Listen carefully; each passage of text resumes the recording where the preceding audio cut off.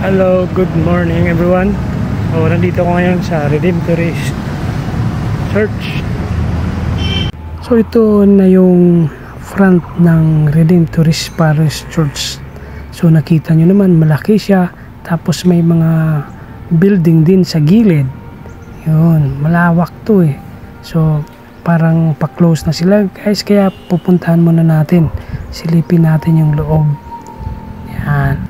So, nandito na ako, nakapasok din ako kasi mamayang kundi magsisirado sila kasi pagdating ng alauna may misa daw dahil may libing. So, yan. Nakita niyo yan, maganda. Aircon tong simbahan na to. Hindi na binuksan kasi walang tao. So, mamaya siguro bubuksan to, di ba? So, yun, maganda talaga siya. Kaya, siyempre, nagdasal din muna ako para sa atin yun. So, yan. Nakikita nyo yan sa gilid, guys. Yun ang St. Mary's Monastery.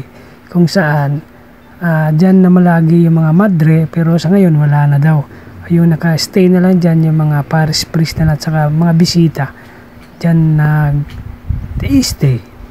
So yan, malaki din yan guys, na-plasyo din.